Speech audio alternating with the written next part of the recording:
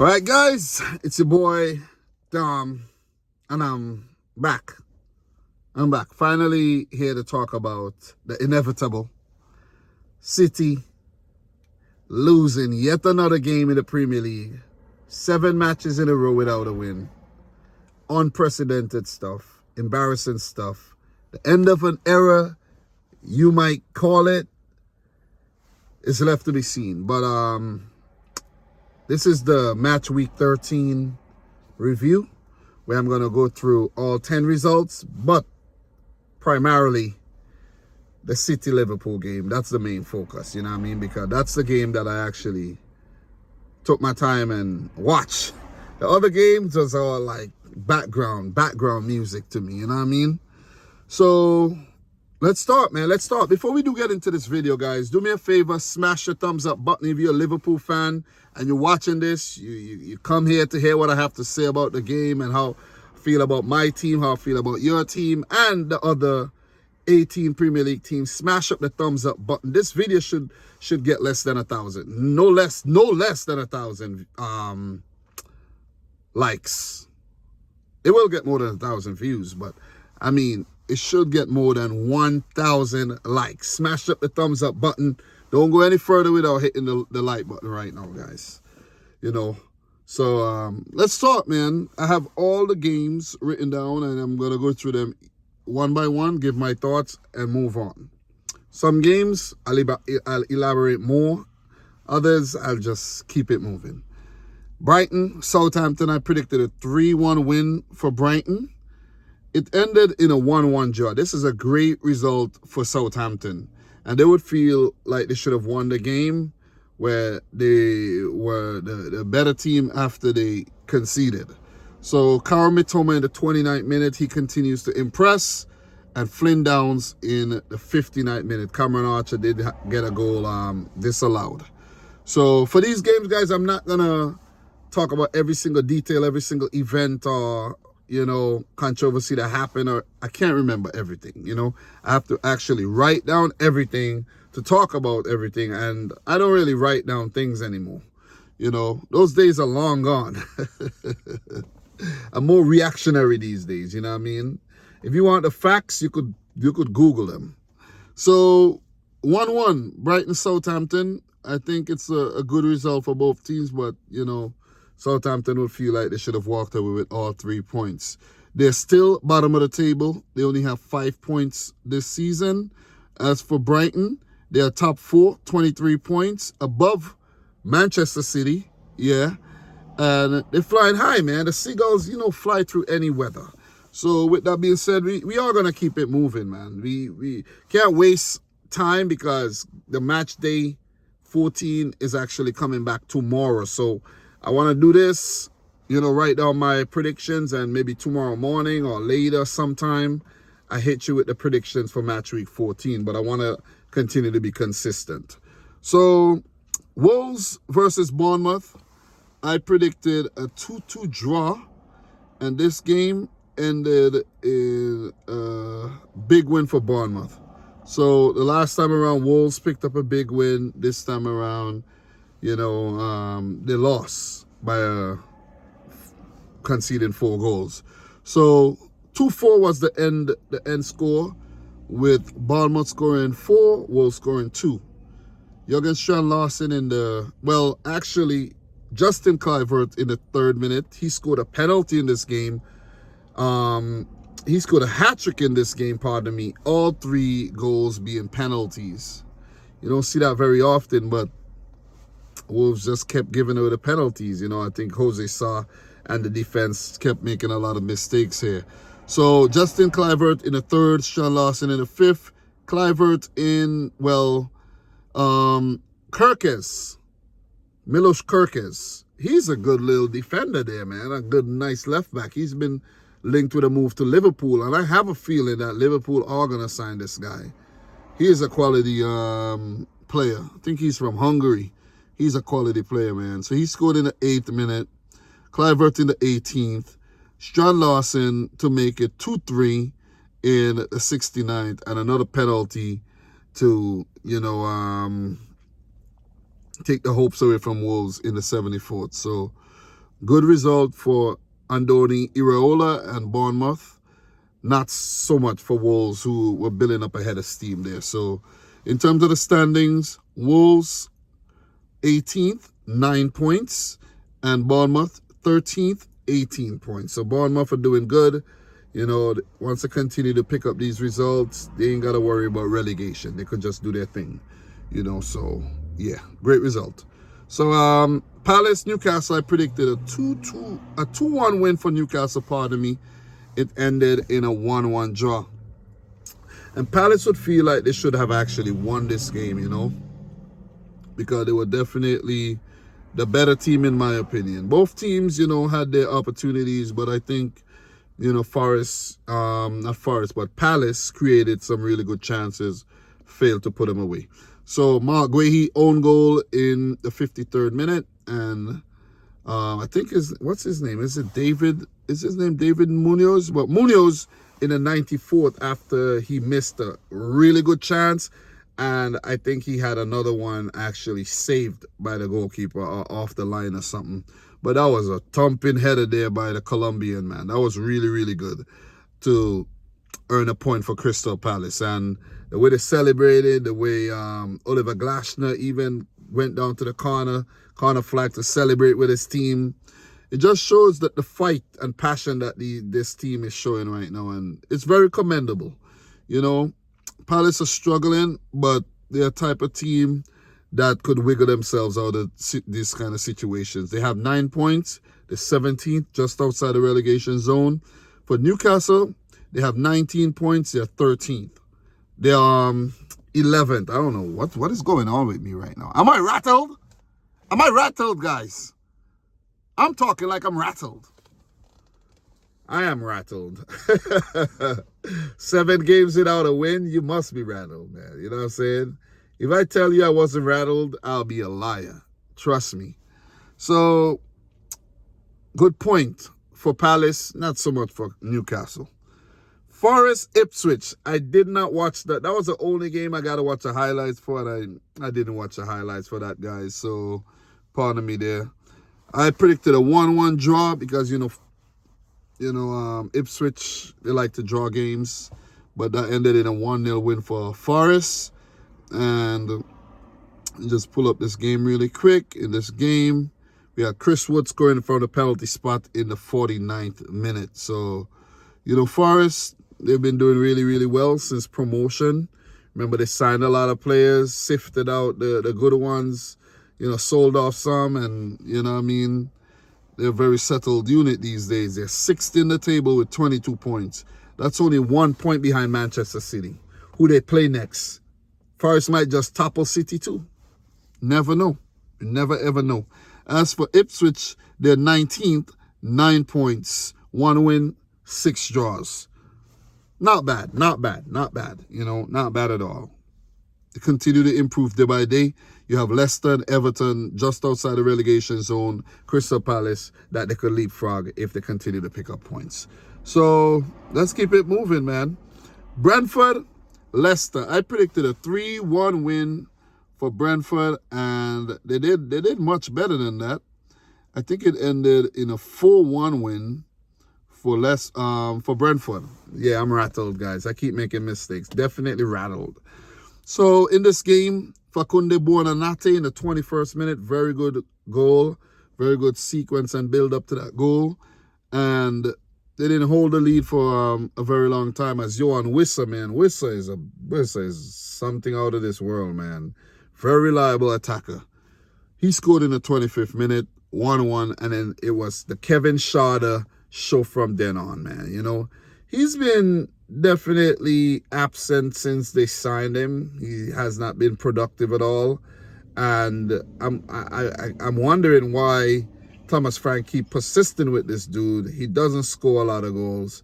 You know, he misses opportunities, but on the day, the man definitely full. Like he showed us all the potential that he has, and if he continue to play like this, you might see one of them big teams come knocking at Brentford's door for his signature.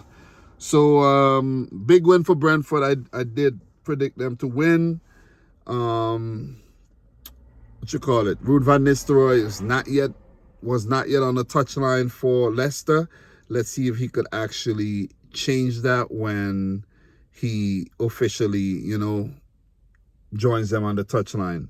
I don't think Steve Cooper should have gotten the sack. I really don't think so. I think that was pretty harsh. Don't know what happened behind the scenes.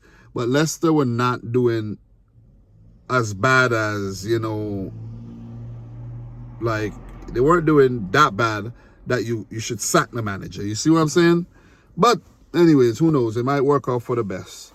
So in this case for Brentford, they're 8th, 20 points. And as for Leicester, they're 16th with 10 points. So not bad. Not a bad start to the season. You shouldn't have sacked the guy because of that. Not bad at all. But who knows? Who knows? All right, guys. So let's keep it moving, man. West Ham Arsenal. I don't even need to talk about this too much, man, because this was an expected result. Arsenal, I predicted a 3-1 win for the Gunners, and it was a very entertaining first half. I watched the first half. I didn't watch the second half because I'm like, what am I watching this for? You know what I mean? Like, what is going on here? 5 first half goals? Like, come on, man. What is going on here? You see what I'm saying? It was a goal for 7 goals in the first half. Gabriel in the 10th. Trossard in the 27th.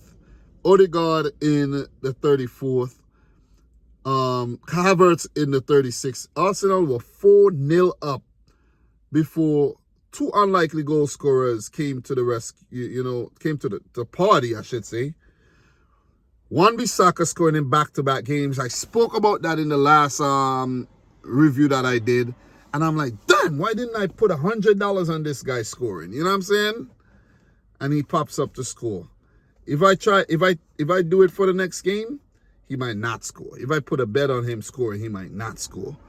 So who knows? But Emerson, that was a really good free kick in the 40th minute. West Ham thought they were back in the game, but then Bukayo Saka converted from the spot in extra time. So 5-2. No goals in the second half, and Arsenal seems like they're back in form. Should I talk about Arsenal more? Nah, they're still 9 points behind Liverpool. So it's not like if they're closing a gap or anything. Maybe next week, if Liverpool drop points and Arsenal win, we could have that discussion on whether they're in the title race or not. Whether there's even a title race anymore, or it's just a one-horse race. One-horse race involving Liverpool and Liverpool only. That's what it seems like. It's a one-horse race. That sounds like a nice title for the video. Liverpool in one-horse race to the title, pretty much. So, in terms of West Ham, they were putting together some good results, but, yeah, not so much there. They're 14th, 15 points. As for Arsenal, they're second with 25 points. 9 points behind Liverpool, as I mentioned. So, they're playing good football now. Don't get me wrong. They after their little slump there, they've picked up some quality results and they've shown that they still got it. Unlike Manchester City and Aston Villa, So, yeah. And talk about Aston Villa. Let's talk about the Chelsea-Villa game where I predicted Chelsea to win the match. 2-0. And Chelsea did indeed win the game. I think it ended in a 3-0 win. In this game, Nicholas Jackson continued his good form with goal in the 7th minute. Enzo Fernandez in the 36th. He seems like he's, back amongst the team and he's happy and he's playing some good football. And Cole Palmer, man, what a strike, man. Ooh. 83rd minute, 3-0. Villa looks a shadow of them, the team last season or the team that we saw early in the season. It seems like they just lost the plot, man. So good result for Chelsea. They continue to soar upwards. They're third, 25 points. And I like what I see from Chelsea. I really do. Big up to Enzo Maresca and what he's done there. product of Manchester City, by the way. Let's put that out there. So in terms of Villa, they're 12th, 19 points. And, you know, the gap between 12th and 5th is only 4 points. So they shouldn't beat themselves up too much. They're just going through a slump and they need to just recover and, you know, get those Champions League aspirations back again. So, guys, we have 3 more games. Let's run through these matches. Tottenham, Fulham, I predicted a 2-1 win for Spurs. It ended in a 1-1 draw. Spurs, man. Spurs did the thing again, man. They did it again. So, in this game, Brennan Johnson in the 54th. Tom Kenny, really good goal in the 67th. Kenny got sent off in the 83rd. And Fulham was still able to hold on to that point. So, give it up to Marco Silva and Fulham. You know, they need to keep picking up those points. As for Spurs, it's like 6s and 7s, man. One week you beat City 4-0. Next week, you know, you can't beat a Fulham team that's been playing a bit so-so lately. Like, that's just Spurs for you. You're not going to get nothing else. One week they might play like prime Barcelona, and the next week they might play like they struggling in the relegation zone. That's just how they are. You know, but nevertheless, they're 7th with 20 points. That's not bad. And as for Fulham, they're 10th with 19 points. Fulham are only 1 point behind Spurs. So give it up to Fulham, man. They're playing some really, really good football there. So, Man United, Everton, I predicted a 2-0 win for United, and they did better than that. Much better. In this game, it ended in a 4-0 win for United. Ruben Amorim's homecoming. This is his second game in charge of United. And since Ten Hag has been sacked, Man United are yet to lose a single game. What could you conclude from that? You can say it was the right decision to sack Erik Ten Hag. The correct decision. 100,000% correct. Marcus Rashford scored a brace in the 34th and 46th, and Joshua Zirkzee scored a brace in the 41st and 64th. But the real hero in this match, in my opinion, was Amad Diallo. That guy was on fire. You know, so if you look at United, they have players that they could work with. Garnacho, Amad Diallo, you know, you have Kobe Mainu, Garnacho, Diallo, you have Kobe Mainu, you know, amongst some others, you know what I mean? Zirkzee, that you could work with. So right now it seems like United made a decision and they're on the up. They're not really struggling. They're not laughing stocks of the league right now. And things are looking good. But on the other hand, the City rivals, Manchester City, are the complete opposite. Laughing stocks of the league right now. We're in the mud. Poor results, but United, who are usually the laughing stocks of the league, they're doing well.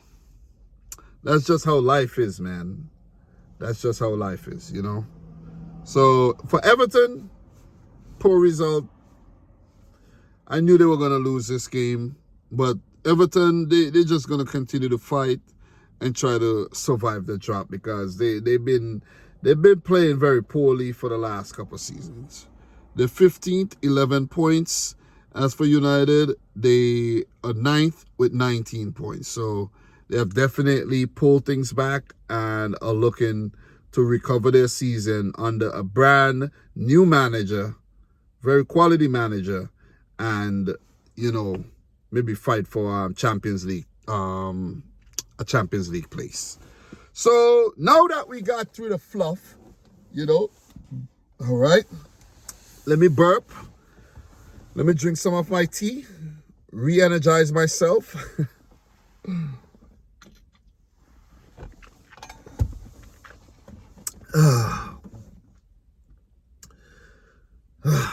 Let's talk. Let's talk. Let's talk. My prediction for this game was Liverpool 3, Manchester City 1.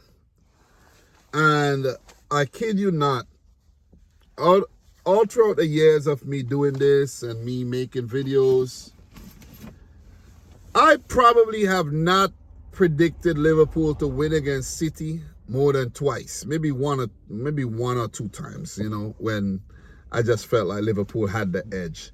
But you know, if I could have gone back in the archives and look at all my previews and give my predictions, I ain't got time for that, you know what I'm saying? I'm not putting all that kind of effort into my vids these days, but let's just say I was. If I go back and I give you like a collage of all the predictions I made, like the 15, 16 predictions I made over the years of doing this, I probably predicted City to win 12 times. Draw maybe 1 or 2 times. Or maybe let's say win 9 times, draw 4 times, and maybe lose twice. But this time around, I predicted us to lose the game because guess what, guys? I'm a realistic person. I'm a sensible person. I'm not delusional. And, you know, I know when my team's not doing well and when we're struggling and when we're suffering. You see what I'm saying? Don't know what we're suffering from, but I know we're suffering from something. I know we're sick, and I'm already getting sick of it too. 2-0, Gakpo in the 12th minute, man. I'm telling you, from the kickoff to the goal, Liverpool just dominated. It looked like scoring, and when they did, I was like, wow, that was easy. That was like easy, man. Like Trent Alexander-Arnold kicking the ball down in the corner flag, basically, from a Manchester City attack, right? Turnover, Trent, bam, Salah chased the ball, gets to the ball first. City defender stands off. Was it Akanji? He stands off, allows Salah to lift up his head and curl the ball back to the far post where Kyle Walker does not keep track of Cody Gakpo, which is a big mistake. You got to stick to your man. And Gakpo just taps it in. Ortega, clueless. He can't do anything. You know, and I think that was a good move that Pep made to swap Ortega and Ederson, because if maybe that was Ederson, would have probably lose 5-0. No disrespect. I know he's been making some good saves and all, but maybe we'd have lost 5-0, man. You see, we just had to try something else. But maybe Pep should have dropped Rico Lewis or something. You know what I mean? I don't know what is up with Pep, just Pep's fascination with Rico Lewis, you know? I don't know. I seriously don't know. But sometimes you just gotta, you know, switch around the personnel, and maybe that was not the right move. You see what I'm saying? That was not the right move, in my opinion. We had the personnel on the bench. I know not everyone is fully fit, but come on, man. You see what I'm saying? Come on. Seriously. When you look at the personnel across teams, City is still a better team, man for man. Don't argue with me. Still a better team, man for man. But Liverpool, their players are actually more confident right now, more informed, and they're playing better. They're playing better. Don't argue with me. It's not an argument. No argument. It's just my opinion. I know you got yours, but it's just facts. It's my opinion, but it's also facts. Look at the team. Man to man, we are better. Man for man, we are better. But as a unit right now, Liverpool collectively, they're playing a lot better football than us. A lot more. They just a class above us right now. I'm man enough to admit that.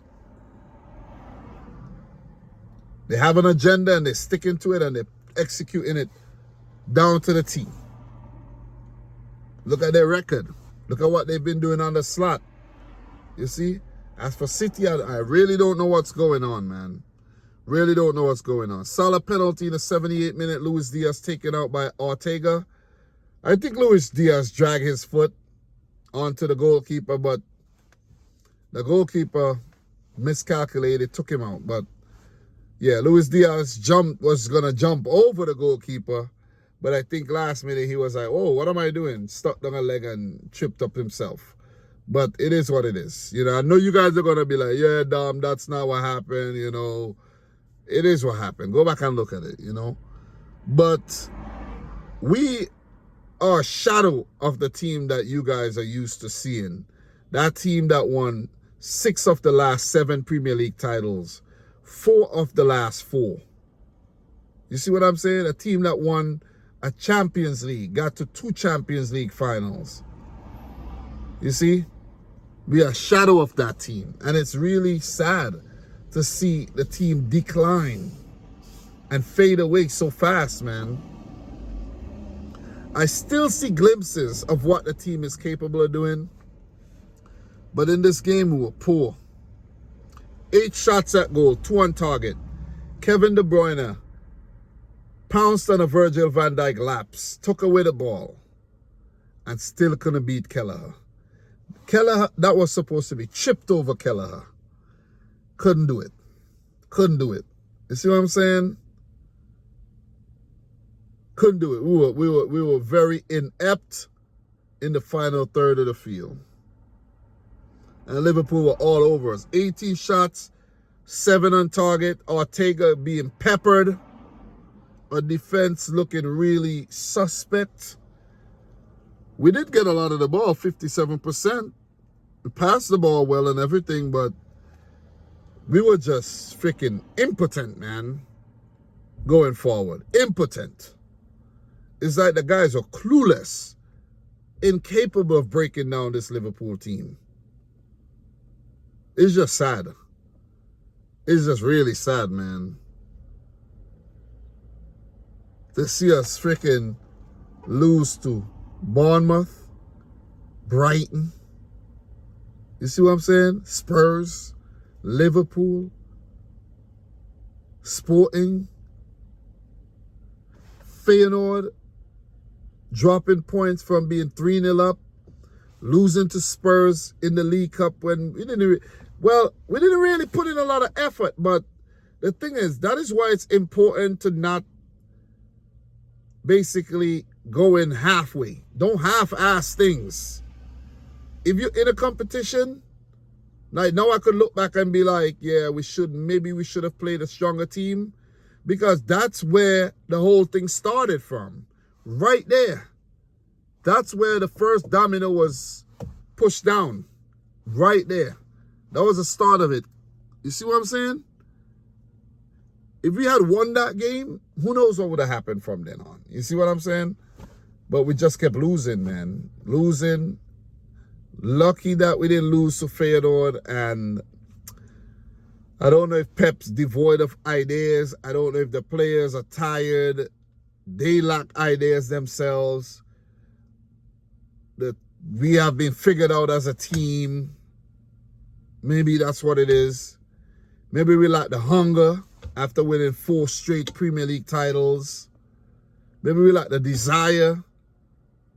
Maybe we're just not interested in competing no more. Maybe we think this thing is a joke. I don't know. You tell me. What is it?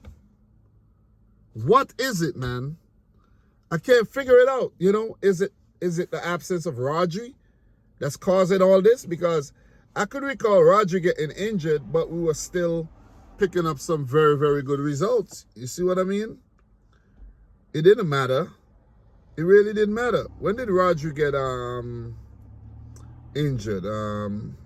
I gotta go back. I can't remember. I think it was against Arsenal, yeah.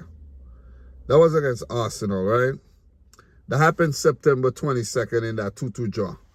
After that, we beat Watford 2-1, 1-1 against Newcastle, 4-0 to Slovan Bratislava, 3-2 against Fulham, 2-1 against Wolves, 5-0 to Sparta Praha, 1-0 against Southampton. All those results were after Rodri got injured. 1, 2, 3, 4, 5, 6 wins and a draw in 7 games. 6 wins and a draw in 7 games. And then after that, the next 7 games, no wins, 1 draw, and 6 losses. Are you going to tell me it's because of Rodri. If it was because of Rodri, we would have lost the games after he got injured. You see what I'm saying? It got to be something else. It got to be something else, man. You know what I mean? De Bruyne can't seem to stay fit. Foden's not scoring goals.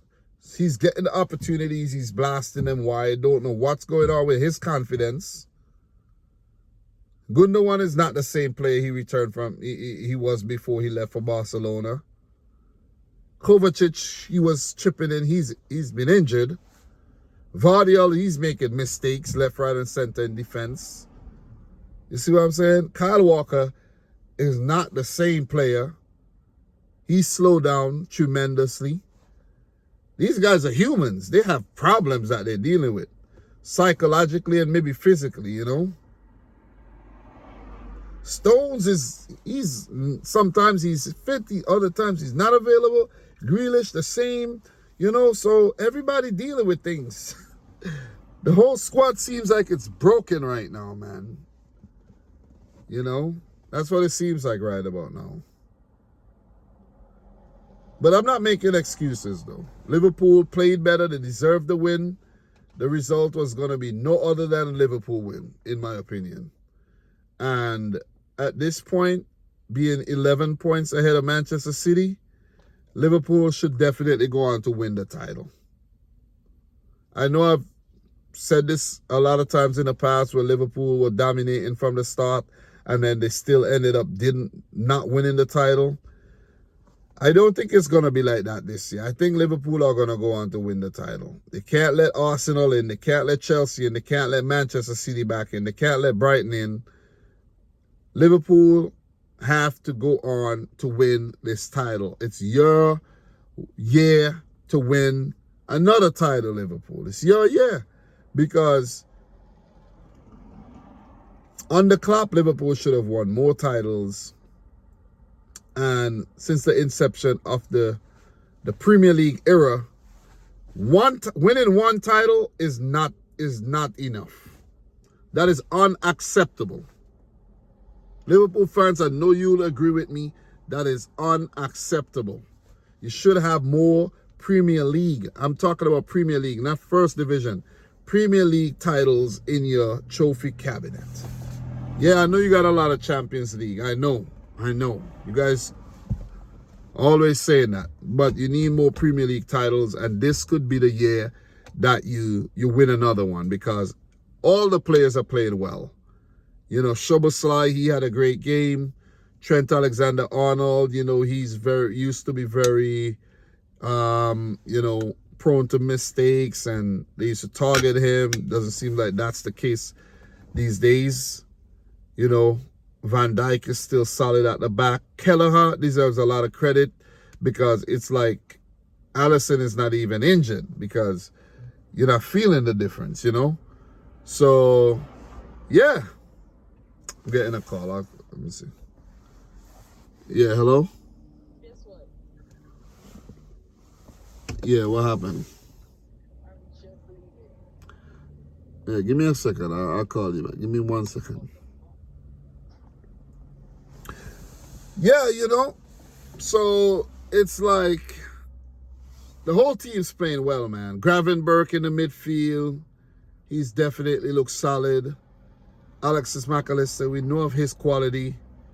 You know, Cody Gakpo, he's looked confident. Mo Salah has been scoring goals. Luis Diaz is a weapon. Jota is not even available. You know, Darwin Núñez, when he's in hot form, you know what he's capable of doing. Harvey Elliott is coming back from injury. Curtis Jones have been playing so well that he's even playing for England now. You know, so, you know, Andy Robertson, he's a bit out of form, but that could change. You know what I mean? So Liverpool do have a lot of quality in their team. You know, and they're reaping the dividends right now. Give it up to Arne Slot. He deserves a lot of credit. You know, because he's the man pulling the strings. But all in all, guys, you know, City dropped to 5th.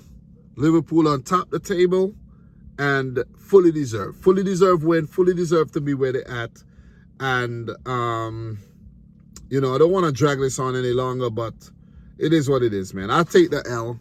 Maybe next time around I'll be more confident going into the return leg at the Etihad, and maybe we'll be better in better form then, and who knows what we could do. But as of now, playing like shit. You see what I'm saying? But guys, that's all I have. I have to pick my son up from school. 35 minutes. That's a good little length.